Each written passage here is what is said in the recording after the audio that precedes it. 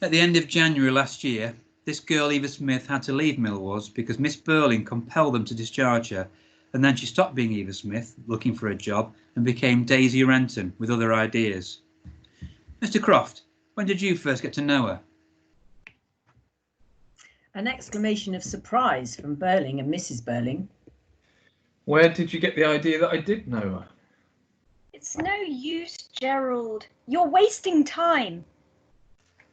As soon as I mentioned the name Daisy Renton, it was obvious you'd known her. You gave yourself away at once. Of course he did. And anyhow, I knew already. When and where did you first meet her? All right, if you must have it, I met her first sometime in March last year in the Stalls Bar at the Palace. I mean the Palace Music Hall here in Bromley. Well, we didn't think you meant Buckingham Palace. Thanks. You're going to be a great help, I can see. You said your piece and you're obviously going to hate this, so why on earth don't you leave us to it? Nothing would induce me. I want to understand exactly what happens when a man says he's so busy at the works that he can hardly ever find time to come and see the girl he's supposed to be in love with. I wouldn't miss it for worlds. Yes, Mr. Croft, in the Stalls Bar at the Palace Variety Theatre. Well, I happened to look in one night after a long, dull day, and as the show wasn't very bright, I went down into the bar for a drink. It's a favourite haunt of women of the town. Women of the town? Yes, but I see no point in mentioning the subject, especially, Indicating Sheila. It would be much better if Sheila didn't listen to this story at all. But you're forgetting I'm supposed to be engaged to the hero of it. Go on, Gerald. You went down into the bar, which is a favourite haunt of women of the town. I'm glad I amuse you.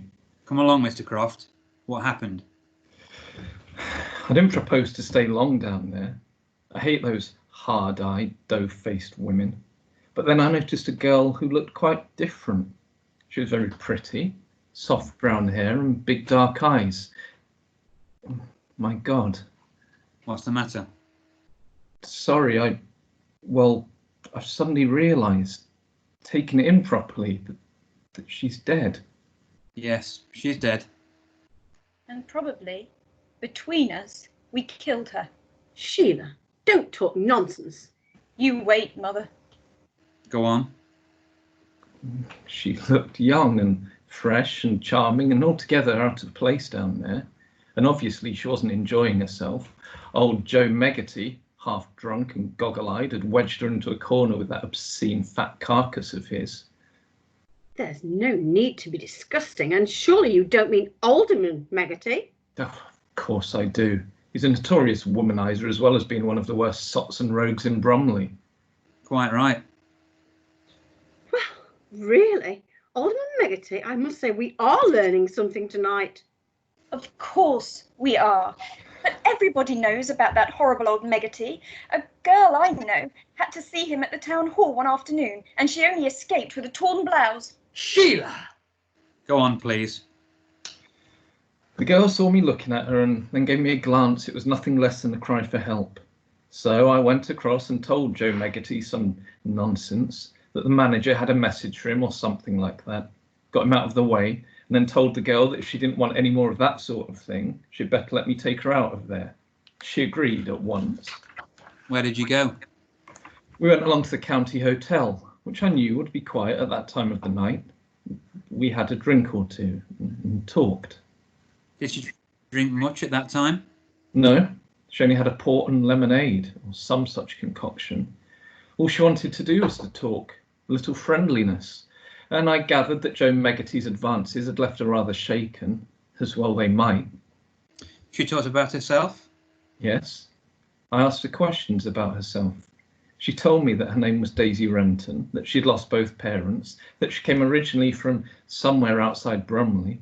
She also told me she'd had a job in one of the works here and had to leave after a strike.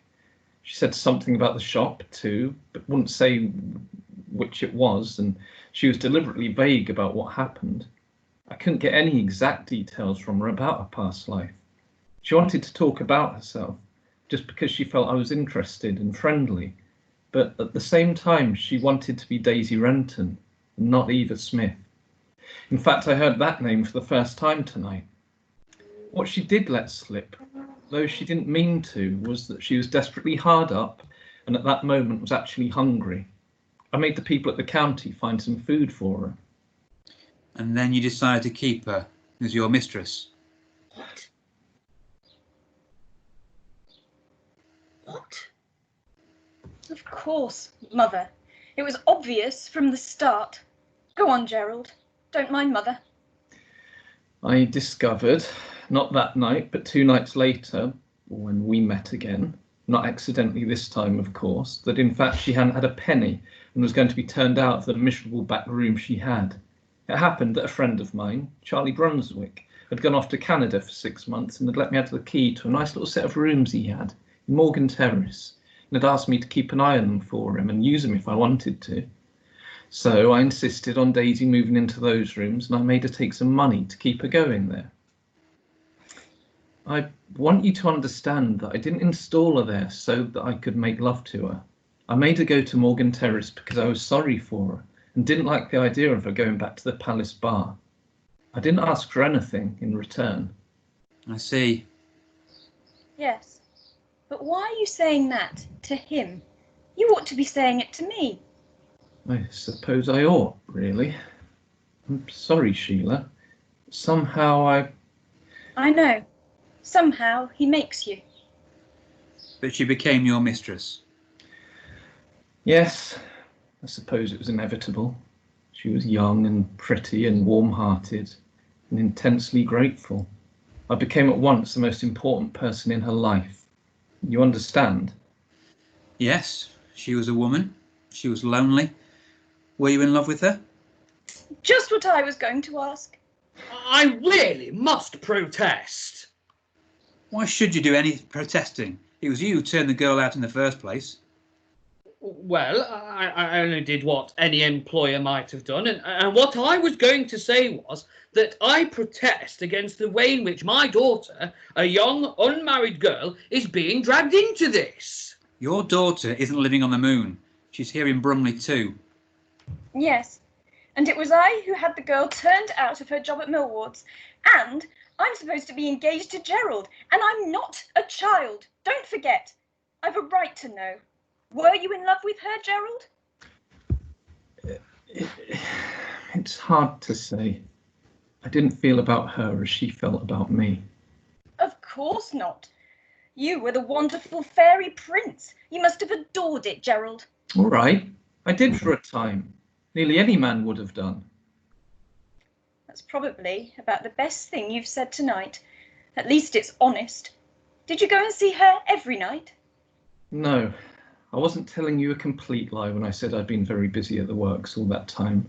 We were very busy, but of course I did see a good deal of her. I don't think we want any further details of this disgusting affair. I do. And anyhow, we haven't had any details yet. And you're not going to have any. You know, it wasn't disgusting. It's disgusting to me. Yes, but after all, you didn't come into this, did you, Mother? Is there anything else you want to know that you ought to know? Yes. When did this affair end? I can tell you exactly. In the first week of September. I had to go away for several weeks then on business, and by that time Daisy knew it was coming to an end. So I broke it off, definitely, before I went. How did she take it? Better than I'd hoped. She was very gallant about it. That was nice for you. No, it wasn't. She told me she'd been happier than she'd ever been before, but that she knew it wouldn't last. She hadn't expected it to last. She didn't blame me at all. I wish to God she had now. Perhaps I'd feel better about it. She had to move out of those rooms? Yes, we'd agreed about that. She'd saved a little money during that summer. She'd lived very economically on what I had allowed her and didn't want to take any more from me, but I insisted on a parting gift of enough money, though it wasn't so very much, to see her through to the end of the year. Did she tell you what she proposed to do after you left her? No, she refused to talk about that. I got the idea, once or twice from what she said, that she thought of leaving Bromley. Whether she did or not, I don't know. Did she? Yes. She went away for about 2 months to some seaside place. By herself? Yes. I think she went away to be alone, to be quiet, to remember all that had happened between you. How do you know that? She kept a rough sort of diary. She said there that she had to go away and be quiet and remember just to make it last longer. She felt there'd never be anything as good again for her, so she had to make it last longer. I see. Well, I never saw her again, and that's all I can tell you. It's all I want to know from you. In that case, as I'm rather more upset by this business than I probably appear to be, and, well, I'd like to be alone for a while. I'd be glad if you could let me go. Go where? Home?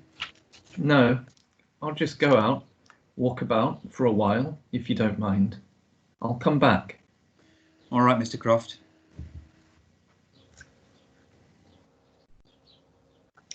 But just in case you forget, or decide not to come back, Gerald, I think you better take this with you. I see. Well, I was expecting this. I don't dislike you, as I did half an hour ago, Gerald. In fact, in some odd way, I rather respect you more than I've ever done before. I knew anyhow you were lying about those months last year when you hardly came near me. I knew there was something fishy about that time. And now at least you've been honest. And I believe what you told us about the way you helped her at first, just out of pity. And it was my fault, really, that she was so desperate when you first met her. But this has made a difference. You and I aren't the same people who sat down to dinner here. We'd have to start all over again, getting to know each other.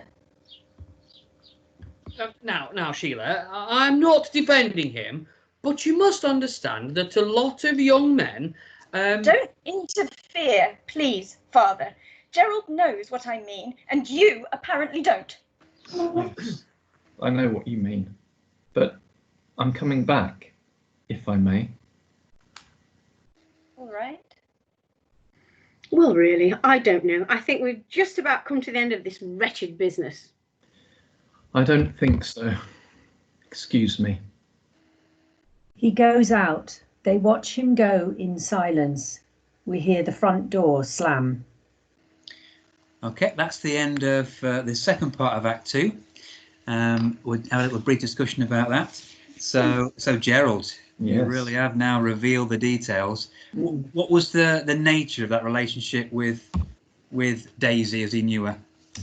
I think it feels to me like Gerald was telling the truth, or at least he thought he was telling the truth. So when he first met her, I think he did think he was sort of rescuing her and doing a good thing. I think he had good intentions. Why he was in that bar in the first place, I suppose, is another question, which implies he wasn't womanizing. But I don't think he started off with the intention of seducing her and kind of making her his mistress. I think he was honest when he said that it just kind of happened. You know, she was grateful and pretty and nice and kind, and he just kind of found himself falling for her a little bit, and it started without him intending to.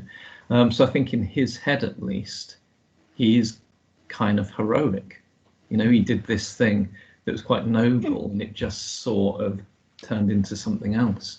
I don't think he's quite aware of the fact that he should have known better, and actually that he was using his, you know, the wealth and the fact that he did rescue her. Of course she was going to feel like that in her position, and he must have been aware of that at some level, I think. But I think he thought he was doing a good thing. He sort of falls into the patriarchal state of mind. He can't help being like that because that's the kind of culture and society that he lives in. So he doesn't really, although he's sad that she's died, it seems to me that he doesn't really think that he's done anything wrong, because he's just his position and him being a man and he's a lord. He expects to be able to do things like that. Yeah, and I think it feels like he genuinely is quite sad at this point, because I think he did have feelings for her. He knew it would never it could never be anything because of who he was and who she was. But I think he did feel genuine affection for her. And he was the only one of the three to be involved in her life so far who actually gave something. The others just took or just abused rather than actually give and invest in her and help her out. So I think he's reasonable to think that he's less guilty in some ways than the other two Burlings. How about Sheila? How was her feelings about Gerald changing? I think that she sort of found a respect for him. She understands why he did it because of what you were saying, Mrs. Hooton, about him living in a patriarchal society. And it's the honesty that she's valuing, actually getting to the bottom of where he'd been. She had all these suspicions about him beforehand, and that little bit of clarity she's actually valuing, and sort of feels the benefit of that there's the relief there, that she knows what he'd been up to and why he'd done it, what the motive was behind it. I'm having my attention drawn something by the reading of it now, in the fact that Mr. and Mrs. Burling obviously are established right at the start as the matriarch and patriarch and the power figures. They're sidelined. They're not really involved in it very much. But just what are your feelings as you're witnessing this happening in your own dining room? It's almost shock, isn't it? Like there's a number of little shocks. The fact that Gerald has had an affair when they're supposed to be going to be engaged to their daughter, the shock that he would do something like that, the shock that perhaps someone of his position in society would then start to act almost guilty about it. Like you said, that patriarchal society was almost, people did take mistresses that were higher up. It was almost a done thing. Even, the royal family, it was a well-known sort of thing that they took royal mistresses. And I think the biggest shock is the way that Sheila's now talking back to them, because it's not a gradual thing. As I think Mrs. Yates said in the Act 1 discussion, she's like this childlike figure. She calls them mummy and daddy, and now she's answering them back. She's telling them what to do. She's saying, no, you can't do that because this will happen. And I don't think they're used to that. And I think that's probably more shocking than Gerald's infidelity, really. I think one of them, one of the most interesting things to me about this play is the way you see the characters change from beginning to end, and some of them change more than others. Sheila's, I really like the way she changes as a character. As Mr. Wakefield saying, she starts off as something very kind of spoiled and young, and already is well on the way to this very distinct transformation. But in terms of Gerald, there's something very interesting here, because at this point of the play, I think the audience is left seeing him sort of the way Sheila does, because we've seen things through her eyes at the moment, really, aren't we? And she sees him, she kind of respects him, and it's like, okay, I know what you did, it's upset me, it's changed things, but it wasn't a bad thing as such. So at this point, the audience see him quite favourably, I think, and it'll be interesting by the end of the play to see how that changes again, how Gerald's character kind of comes out at the end. Just one thing that dawned on me while we've been having this discussion, and it's more of a context thing, is that this play was written in 1945, and only less than 10 years before that, you'd had the abdication of Edward VIII for a woman, almost like a mistress.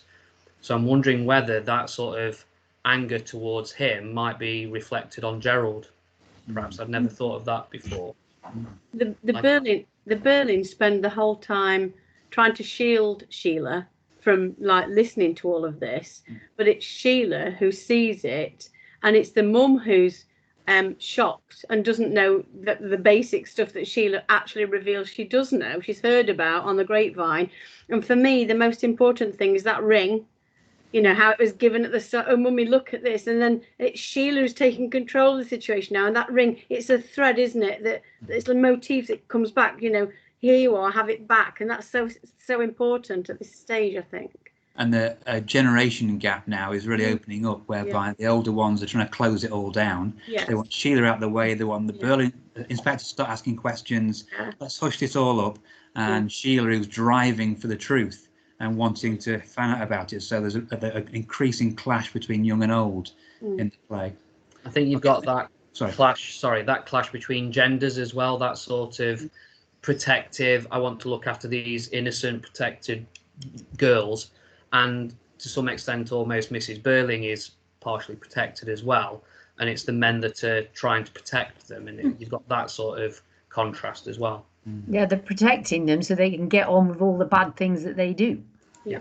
I like that Sheila is more distressed by all the other characters putting on this facade Mm. more than she is finding out about the affair that's gone on behind her back. It shows just how assertive she's become and much stronger as a female.